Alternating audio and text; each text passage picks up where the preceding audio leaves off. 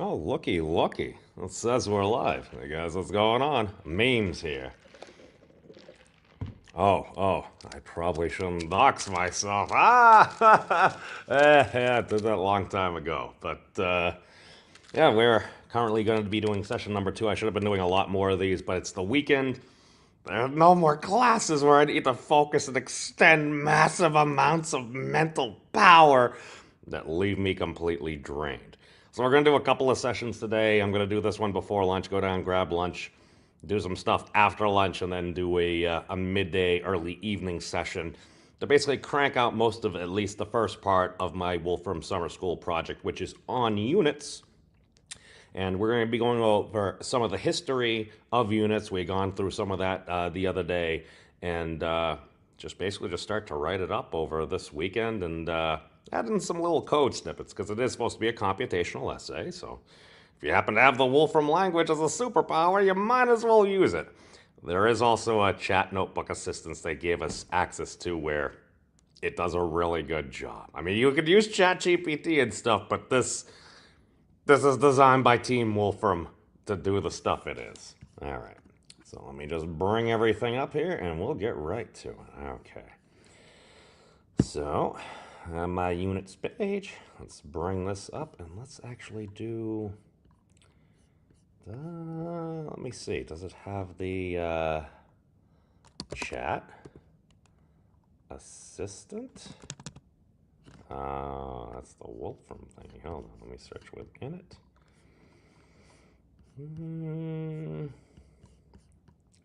Tools, information box, annotation, blah, blah, blah. I'm sorry, I'm still learning this particular notebook. Let's see, we have our authoring notebook. Let's bring up our other notebook we had here. Bear with me for just a moment. All right, bring that one up. Okay.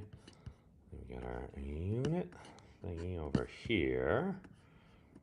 We got our actual essay over here. Let's bring up another tab over here for our search. Okay, so we want to go to, hold on, bear with me. All right, put this guy over here when we're searching. Okay. So now let's do the dangerous thing and we'll share the whole screen. All right. Okay, here we go. And boom. All right. And we are sharing there. All right. Let's go over to our friends at NISTSI. Where's the one I visit frequently? All right. So let's go 2023. We got all these pages. Go back to NSIT. SI redefinition.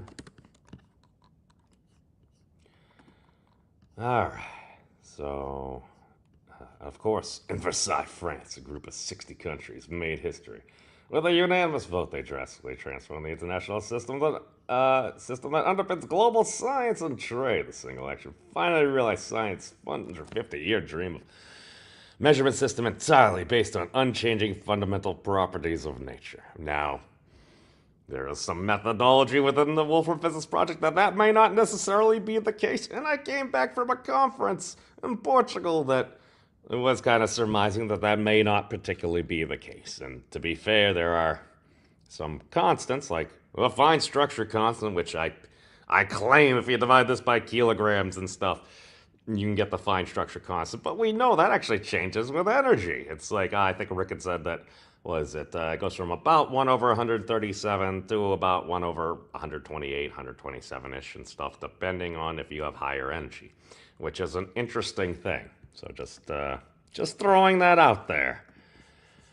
Okay, so we had gotten up to, I think, the ampere. Let's finish with the ampere. Okay. So, and again, my contention, or at least I will conjecture, and again, this is something I learned from Thad, that perhaps the ampere, which is literally based on, oh God, I'm sorry. It's very shiny there. All right. So let's see. And again, it was before you have two straight parallel conductors of infinite length, which, I mean, we don't have, but hypothetically, with a negligible circular cross-section, if you place them 1 meter apart in a vacuum, the force between those conductors would be equal to 2 times 10 to the minus 7 newtons per meter of length. Oh, look, a 10 to the minus 7 thingy. Now, again, I have my own speculations about that, and depending on the calculation, you get some interesting results. Okay, blah, blah, blah. Okay, so let's get to the current. Yes, let's get current with current. All right, so it's the measure of the amount of electric charge in motion per unit of time. All right, so it's charge in motion per unit of time. That is electric current, but the quantity of electric charge by itself, whether or not, is expressed in another SI unit, the coulomb. 1 coulomb is equal to 6.241 times 10 to the 18 electric charges, or elementary charges. Basically, the charge of either an electron or a proton. 1 ampere is the current at which 1 coulomb of charge travels across a given point in 1 second. Okay, so yeah, averaging lightning bolts, that's, yeah. Oh, about 5 coulombs of charge. Oh, the average lightning bolt's about 1 Planck energy. How fascinating. Okay, and again, okay, elementary charge, bad news, good news, it's blah, blah, blah. On the other hand, E is almost unimaginably small. Yeah, it's about the square root of the fine structure constant times the Planck charge. Redonkulously small. It's like 10 to the minus 19 coulombs. All right, fine, puts the aperture. All right, elementary. Okay, so let's actually just do this. So, elementary charge per unit of time. All right, so we can do this. Let's do, let's see, we can do, oh no, we need, it's auto-filling in there, all right. Let's do, input in. So let's do elementary charge. I should probably put it on a string, elementary charge. All right, so let's divide those by the reference of 1. Okay. Hold on, before I do that and get confused. What exactly does it say? Charge, motion, or units of time. All right. In motion per unit of time. So that would be charge times the length divided by time. All right, so let's see what we get here. All right, so let's start off with elementary charge. That's times the Planck length divided by the Planck time for our reference ones. Just put them in units. Okay, and that's giving us the magnetic pole strength. So I'm doing something wrong here. Let's just go to current.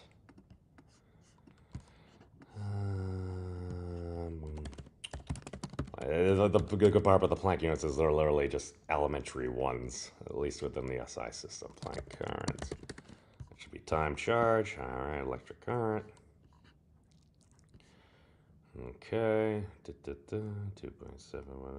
Oh, that's interesting. That's like the first 3 digits of the Planck mass.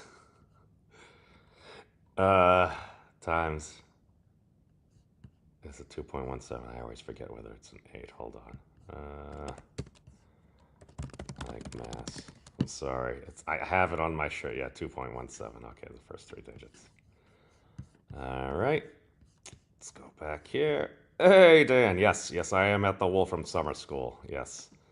We're doing that. I'm channeling my inner Professor Wolfram to live stream science. Why? Well, I've been doing that anyway, and he's been doing it for years. So, hey, let's channel the inner Stephen Wolfram that's in all of us. All right, so, hold on. Oh, it's just element. It's charge. current, it's just charge divided by time, I'm pretty sure. And 3, hold on, let's just do this. Let's do Planck charge divided by Planck time, and that should just give us, yeah, that gives us the, that's interesting. Okay, because their definition here, ampere is a measure of electric charge in motion per time, that is electric current. The quantity of charge by itself, whether in motion or not, is expressed, okay, so Coulomb. Let's,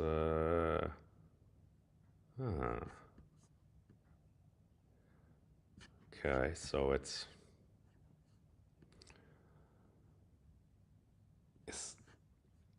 I mean, this, I don't know, this seems a little off, or at least according to Wolfram Alpha. I'm probably just doing this wrong or reading it wrong. All right. Fundamental, okay, elementary charge, which is the amount of electric charge in a single electron or proton. Okay, the ampere is a measure of the amount of electric charge in motion per unit of time as electric current. Whether motion is, oh, because it might be in motion already. That is interesting. Okay, so it's charge divided by time. Okay. So if it's in motion, okay. So right here, it's elementary charge. So let's just swap this to elementary charge by the Planck time.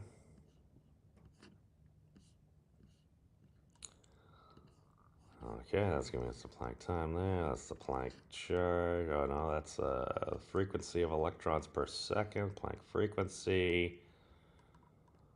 That's a little bit off of the Planck force because probably by 11.7. This is the partition of charge via the amplitude of the fine structure constant. Okay. So, oh, let's do this. Elementary charge divided by seconds. Okay. All right, that's the magnitude of charge in coulombs because we're dividing it by there. All right, hold on. Let's just go to the ampere. So that's 10 to the minus 7 unit. ISUs. All these old units. Appreciated. All right. Okay, so that's giving us the force between them. All right, so that's 1 ampere. should probably put these. Let's see, how is that calculated? Showing us the force there, so it's elementary charge divided by, is it atomic time? I think that's what it is. Let's see. Hold on, let's do this. Let's divide it by elementary charge. There we go, that's a relationship. Okay.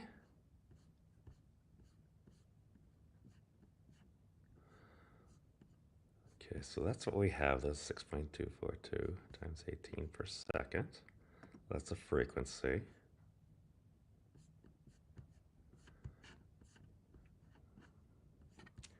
Two, 4, 1, yeah, okay, so 1 coulomb. Oh,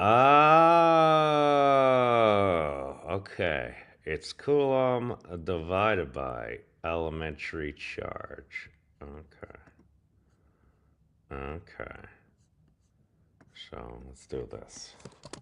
Coulomb, because big C, because that's a name. Times 18. Okay, that's the unit of charge, And do we literally just multiply it by elementary charge again? Is this what's going on? Elementary charge.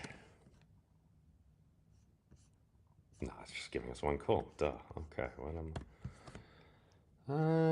Okay. So it's got that many elementary charges. Da, da.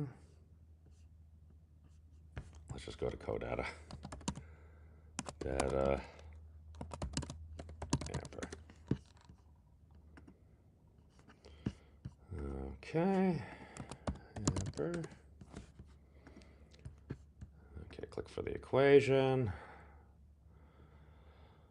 Okay, so the Joule 90, the von Klitzing constant, the Joule 90, the von Klitzing constant.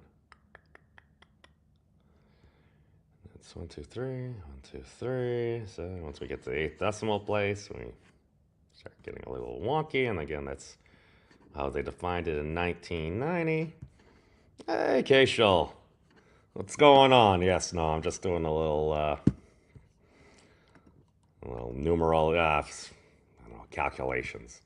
Okay, so the ampere divided by elementary charge. Move past a given point in 1 second. All right. So let's do this. All right, the colon, that gives us the number. And then copy that. Okay, so then we need that. Okay. So, that's an interesting number. Frequency. All right. It's about 20th the Compton. Okay, let's see what happens if we actually multiply by 20.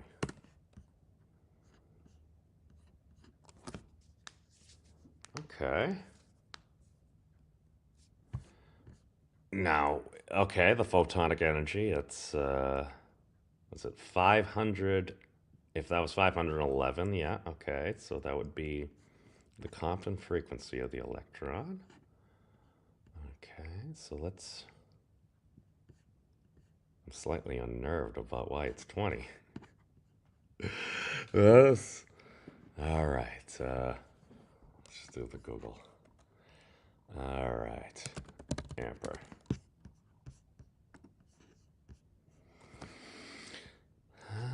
Okay. Elementary charge. Okay, it's defined. Means an ampere is an electric current equivalent to... Okay. Elementary charges. Moving every... Oh... Wait a second. You're putting that in seconds there? That's interesting. Moving in a second. All right. So, got that. Former definition. 4 pi times 10 to the negative 7 henries. Okay, here's what we were looking for. Okay. So now we're literally dividing it by its... We're just converting the charge at the seconds there. And then, okay, we're just putting the elementary charge over there, and then we're dividing it by that. That seems like something I would do. Okay, let's see. So we want... I'm sorry, this is not as entertaining as other things, but I've literally seen Steven have 6.5-hour live streams where he's just going on, like, no talking or anything, and he's just, like, looking at science. I'm like, all right, if he can do that, and I have maybe a wee bit of youth on my side, maybe, I can only hope to be as great a wizard as Professor Wolfram. Let's see. I didn't mean this place into kind of Hogwarts, but, hey, Charlie Nerdy. I'm gonna try to get to that stuff. You've intrigued me so much. There's so much I need to go back through and take a look at over these next few days, because I need to get this written up so I can actually get to the fun investigation part. So I'm gonna schedule some live streams we could probably do with some of the Wolfram Institute and maybe Thad and maybe some other folks, depending on who are around. The fifth cosmological force. When you're talking about cosmological force, you're talking about the generalized proposed fifth force here. We can do this real quick. I don't really have much to say. I mean, my personal thought is if you have five bases, time, space, charge, mass, and temperature, you can pretty much calculate the constants of nature. So let's, hold on. The best thing I have for that is fifth force. To be fair, this is around the time I was trolling Professor Keating and Professor Wolfram, and ultimately Nolan trolled me, and then I found that. So let's hold on. Let me get this a little. Hold on. We can share screen for a second. Hold on. Let me stop this. And present, share screen, tab. All right. There we go. One of the big things about the Standard Model, that's one of the biggest mysteries, is that it has nothing to do with gravity. And we know that gravity exists, so we know for example it's incomplete. And one of the ways that, for example, gravity could be somehow go with the Standard Model is if, for example, there were other dimensions of space. That's, we don't, but how that actually happens, we currently have no clue experimentally. There's no way for us to connect those things. What we need first is any kind of hint. So this is showing as the dimension increases, the growth rate of A of t decreases. Any kind of conclusive 5 to 7 sigma hint that the Standard Model has some new thing that we have discovered. Yeah, obviously. Why is that obvious? What do you mean? Like I said, isn't it obvious that the first order term in the expansion rate of the volume element is exponential? Once we find that hint, once we find that portal, the whole game changes. Yes, but why is the exponent decreasing as the dimension increases? And that's when we might be able to find evidence of, really wild things like new dimensions. A of t is the conversion factor between the proper time in the co-moving frame and the proper time in the physical frame, right? Yep. So the dependence of the volume element on A is exponential. Very cool. Yeah, that literally was how I that was the start of how I ended up becoming a physics monk, so to speak. So, yes, nerdy. Homework first, yes. It's, apparently I guess Steven was roaming around the dorms last night. I ended up leaving a little bit early because I'm like, okay, I need sleep. So maybe we'll catch up a little bit this evening. We'll see. He tends to be a bit of a night owl, so to speak. All right, so let's continue with this. So we figured out what the issue was. I literally just needed to divide the Coulomb by the second. So let's go back over here. All right. Share our screen. All right. So let's do this. Coulomb, divide by second.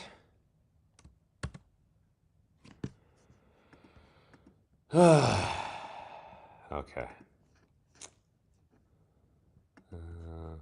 Maybe don't do the string. Did I just... Alright, so Coulomb derivative. Jeez. Alright. No! Help! Let's just send that to Wolfram Alpha.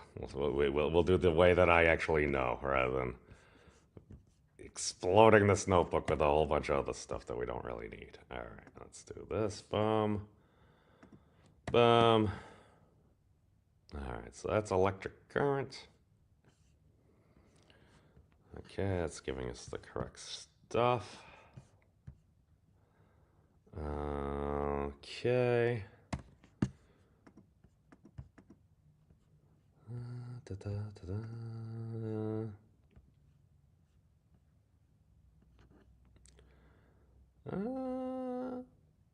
Let's see the... Oh, God! It broke so many things. All right, let's... we'll keep that for now. Yeah, sleep. What is sleep? That's a good question. All right. So, we'll save that for after. We'll save our little code snippet. Actually, do we have the notebook assistant? me see. Question. Okay, let's just do another notebook. File. Okay, maybe I need to do it over here. God, I'm all over the place. I apologize. I'll do a Wolfram thingy over here. Account. Tools. Yada yada. Notebook assistant. LLM kit. Alright. So, go to Mathematica. Just do it over here.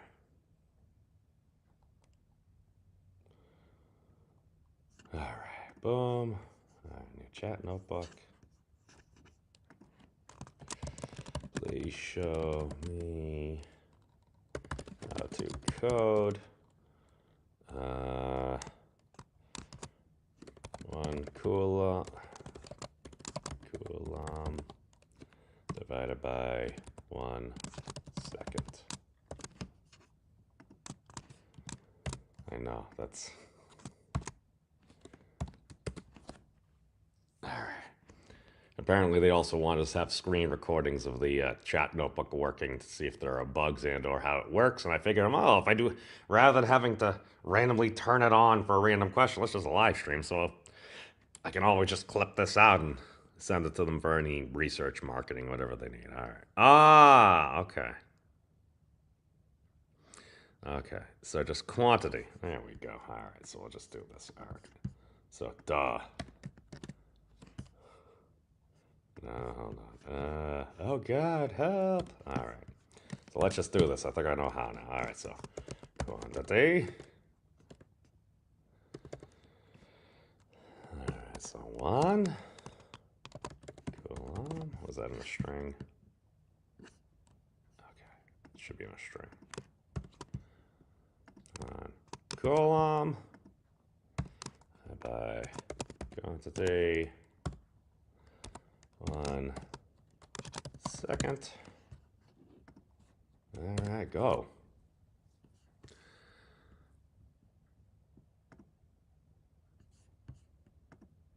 Okay, there we go. That's at least the general code. All right, there, we have some code. Yay! All right.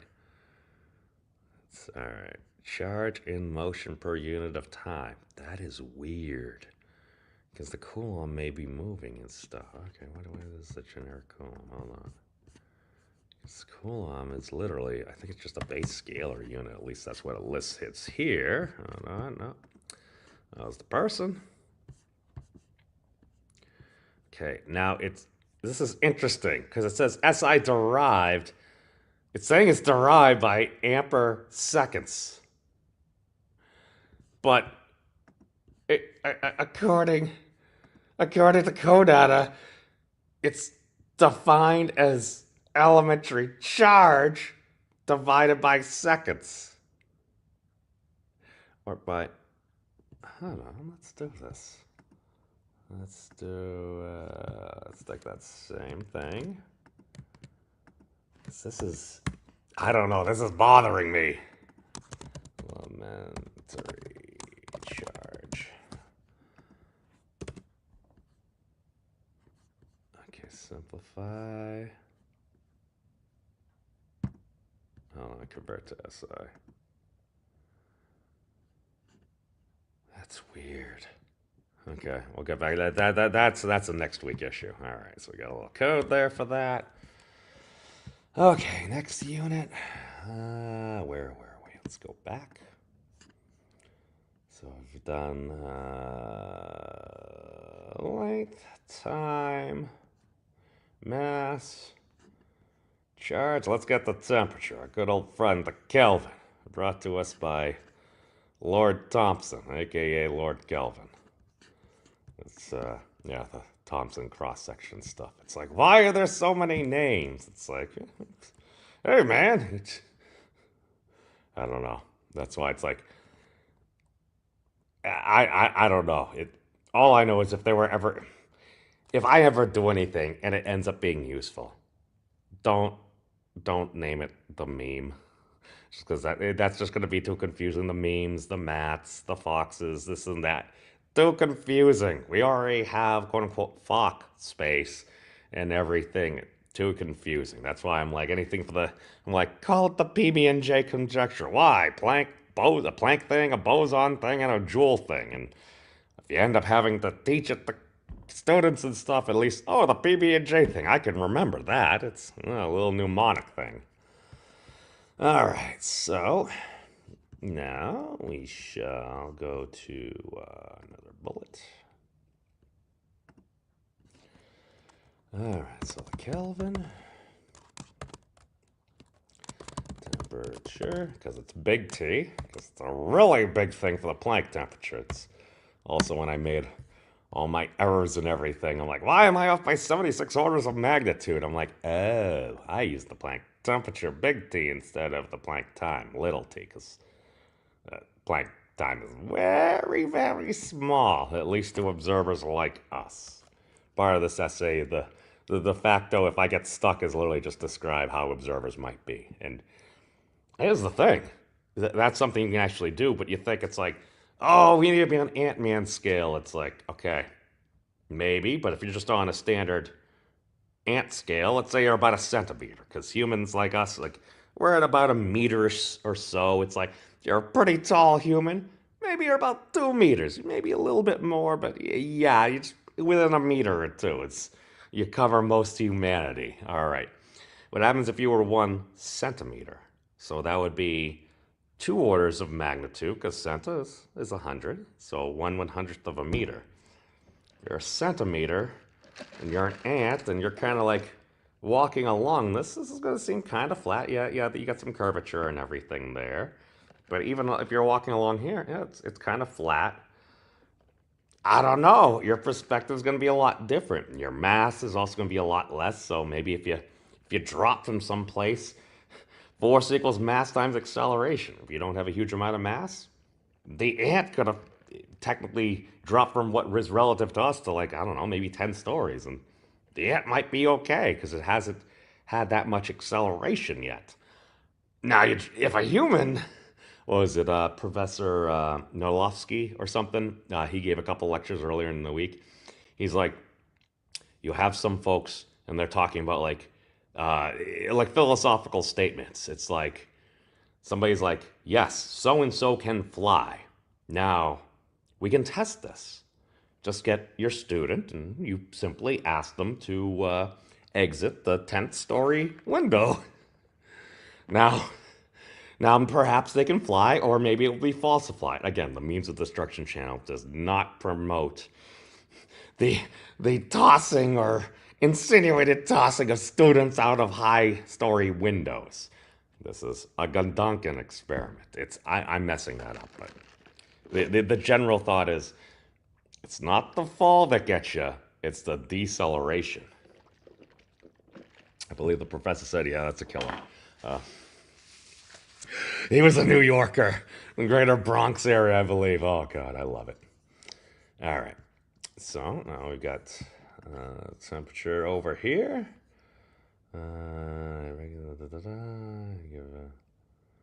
Let's see. Oh, crazy patterns. Oh, how could we be alone? It's okay. Hey, you're not alone. We at least got each other. Crazy patterns.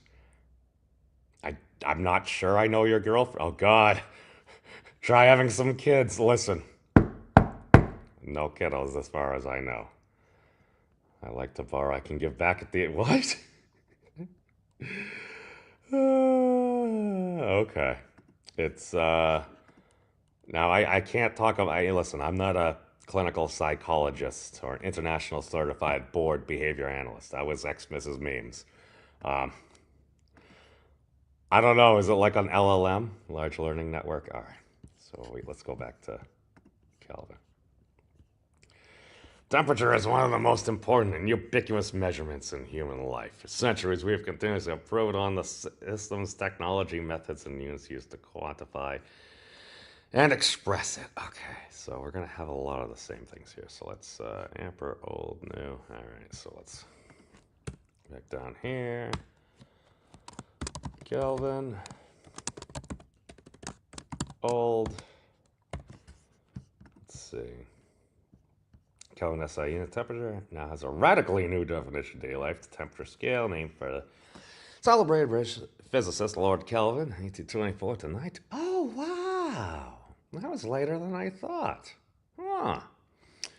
Rarely makes an appearance. People are more familiar with Fahrenheit and Celsius scales, which are used for most practical temperature measurements, such as weather forecast, food prep, blah, blah, blah. Point. Historically, both scales center around defined points such as the melting point of ice, the temperature of a human body, or the boiling point of water. H2O makes a double appearance there. How very interesting. The Kelvin is not expressed in degrees like Celsius or Fahrenheit, but it is unused by itself to describe temperature. For example, mercury is all electrical resistance at temperature 4.2 Kelvin. A change in 1 Kelvin is the same amount of temperature change as 1 degree Celsius, but the Kelvin scale is absolute in the sense that it starts at absolute zero, or what Kelvin and other scientists called infinite cold, 0 degrees Kelvin, about negative 273.15 degrees. All right. Celsius. All right. Room temperature is about 70 degrees Fahrenheit, 21 degrees Celsius, or 294 Kelvin. All right. The concept of an absolute temperature scale is powerful.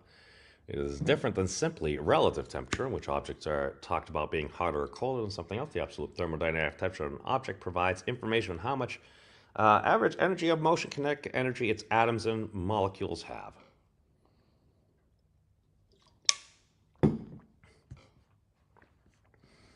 Important aside, according to classical 19th century physics, motion completely stops at absolute zero, but according to quantum theory introduced in the 20th century, matter does have random motion at absolute zero, called zero-point motion, thanks to a quantum concept known as the Heisenberg uncertainty principle, which dictates the position of momentum cannot be known with complete certainty at the same time. Zero motion is not considered heat-driven thermal motion unless it is not part of the definition of thermodynamics or absolute temperature. At absolute zero, the only motion that exists is quantum mechanical zero-point motion. Groovy. I don't see. These are the things. Like at least in school, they say, all right, as soon as if you hit 0 degrees Kelvin, everything stops, and you're like, does that mean just matter like just melts down into goo? It just stops moving, and now it's. Well, you get there's some vacuum fluctuation. Yes, I'm waving my hand. Yes, it's quantum fluctuations. Why? Because according to a lot of folks, that's how we got there. You would need an equation of state. I hear that's what I generally have heard. All right. So going to different. Okay. Let's see. The Kelvin scale is used wisely. How did it start? Let's see. Because I think they originally used the triple point of water, because that's what it's saying there. Open and cold. Okay. Yeah. Okay, because we can tell. Because this is the thing. This is where I think we can kind of nix the candela, because it's like, all right, we're measuring that. See, okay, if we're measuring light based upon a certain frequency to observers like us, it's like, all right, well, we're measuring an effective temperature. And we're taking a slice of that, so we're taking like a 2D little slice because we're measuring it in like, I don't know, radians or steradians, I think. No, I think it's steradians, so it's, is that 3D? I feel like they do it in watts per meter squared. Okay, 1954, the Kelvin was okay, hold on, let's go to the Kelvin.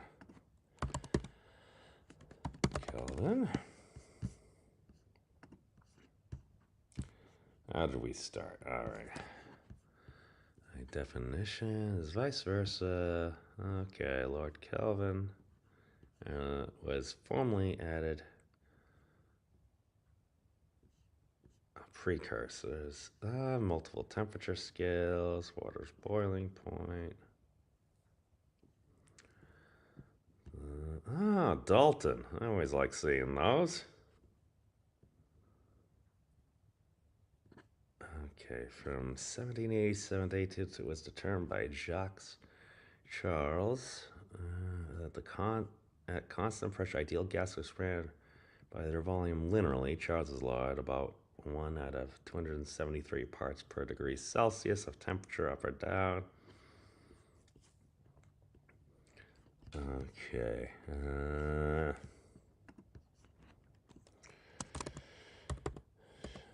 Finally,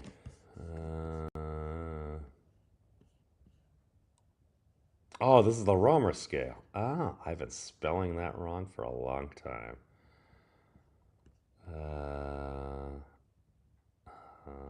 Okay. Let's see. Thermodynamics and temperature. This J-tube thermometer is projected. Okay, that's pretty close.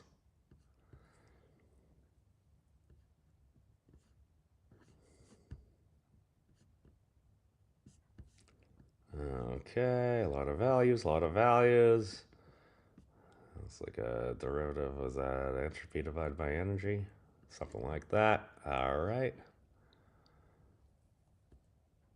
It's air, it's the weight of mercury air supporting, is reduction to the air, the ice, same ratio, sufficient reduction temperature to reduce the air volume to 0.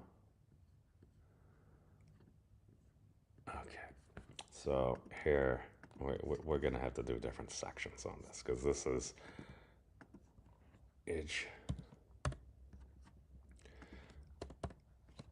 Okay, we're going to have to do a note. Hold on, let's do a note.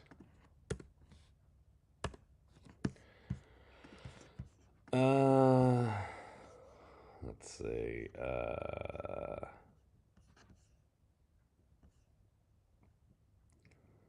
We got botanists. We got everybody contributing to this. Oh, Anders Celsius. I think that's where we got that from. All right.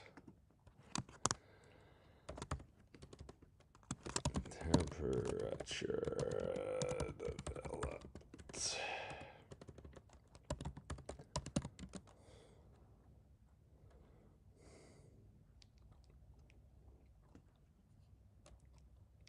Let's say formally.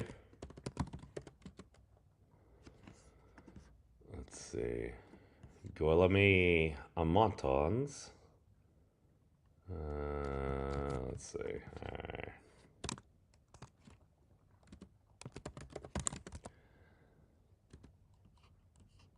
Around 1702.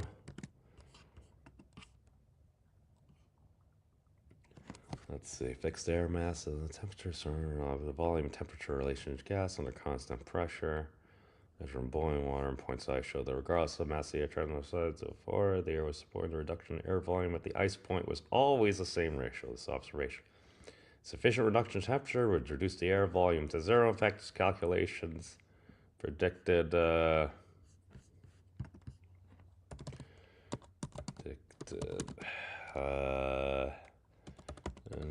minimum temp of negative 240 degrees Celsius.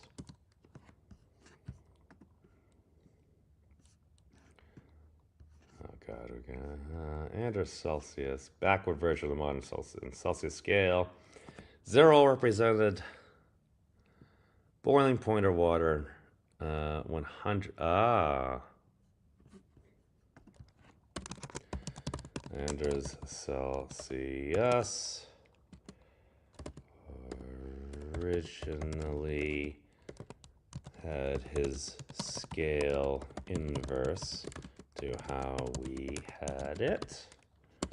Was it 0 was boiling point of water and 100 was melting point.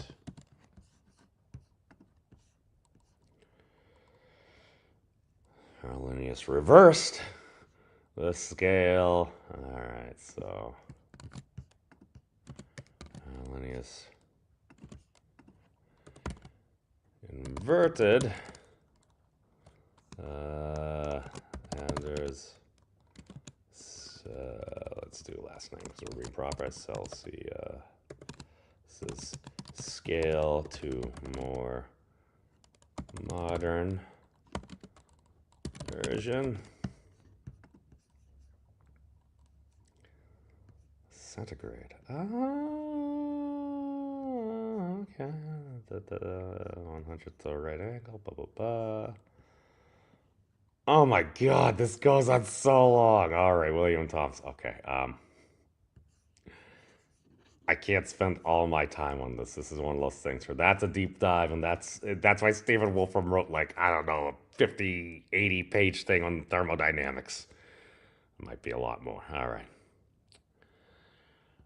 Okay, so we originally had, let's see, 21 other defining points are specified. Healing to the freezing point of copper. Wow, okay. Okay, let's just go to the triple point, just because water's popping up an awful lot. That gets the old noggin a jogging. All right, let's see, what is that? Triple.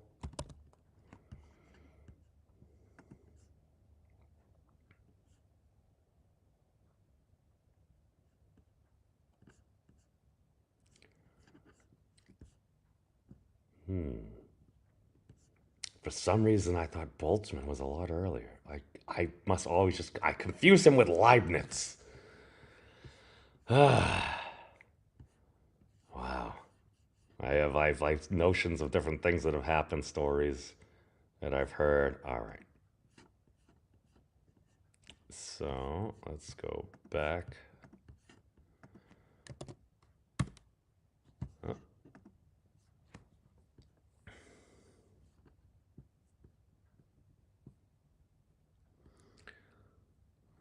Okay.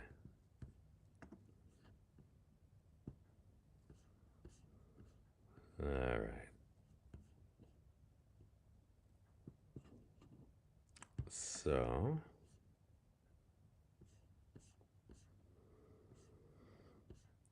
okay, the first absolute scale.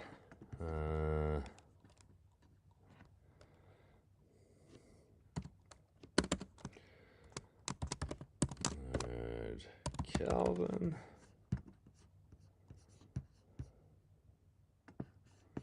And an absolute thermodynamics scale. Okay, yeah, there's a lot of temperature. I mean, there's a lot on all these. And that comment there. Footnote. All right. First to calculate minimum temperature of negative 273 degrees Celsius. So,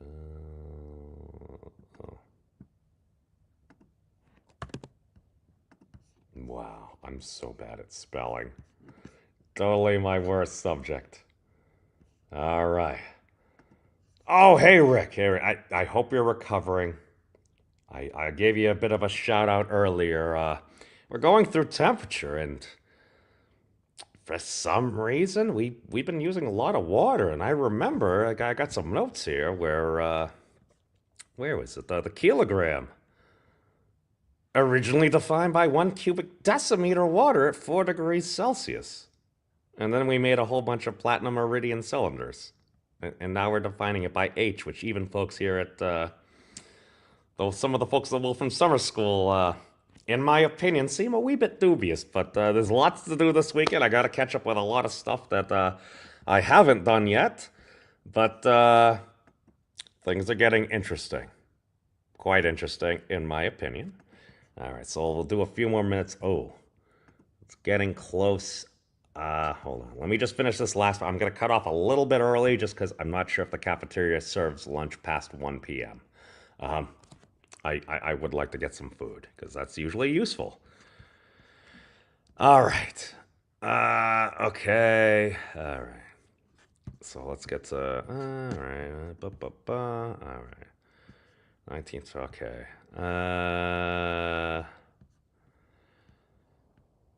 Okay. So now. Okay. Let's put Lord Kelvin over here because the temperature goes very deep. Okay, calculated that. All right, so let's do Kelvin. Then new. And don't worry, we'll do a couple more sessions here for a bit longer over the day. I just plan at least 2 more because I at least need to finish this outline in the next section for all the folks, Galileo, NX Salamander, a little bit of human story, and then literally just start writing, telling the narrative, and it'll be about half the essay. We'll add in some things, and then we'll finish that up probably our first 2 sessions tomorrow, and then I'm going to work on a little bit of a layout, a little bit of a circular, what did they call that? I forget the kind of a chord chart. I think it's a chord chart in the Wolfram language. It's basically just circle, have your units. Kind of like, where is it? They have a nicer one here somewhere. We'll do that later. Metrology, yes. All right.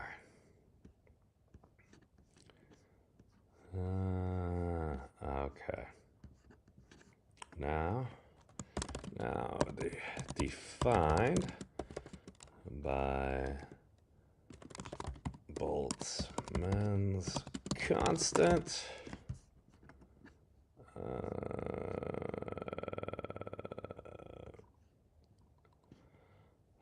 Temperature magnitude set by fixed numerator of Boltzmann constant.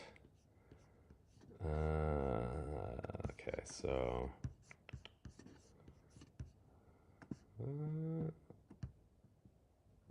they've got more digits than that. Yeah.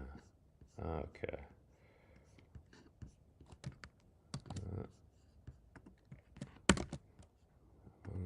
Times 10.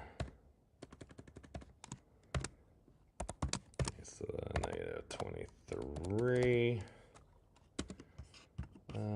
joules per Kelvin. Joules per Kelvin. All right. File. Save. All right. File. Save as, because you want to save as many times as possible, because I think it's just a Mac file system. It likes to jump around. We're going to load these to iCloud right now. Why? Just so you can click on the thing and it won't actually load up. Ugh. All right, save to cloud. I think the error is if I try to save it a bunch of times, it will just automatically generate a random name that I don't really recognize. All right. So, all right, we save that. Okay. All right, my friends. I'm going to, let's see. It's like watching someone do his homework. That's literally what I'm doing. I'm doing my homework. Because all the lectures during the week, my brain was tired because it's like, okay, some things I might have heard about. I'm a noob at this. Like I told everyone here, it's like I'm the least qualified person to be here. The sheer fact I'm here, I don't know. I suspect maybe I'm just a colorful character. I have no idea. Either that or governmental immigration laws cut out a lot of the most qualified candidates. I don't know. But other than that, how you would go for the mixed gravity before it tried. Gravity is not my forte. I took a couple lectures on the quantum thingy earlier, but we'll get to this later. I'll be back in about an hour or two. So other than that, peace out, everybody. And I'll catch you all next time. Peace.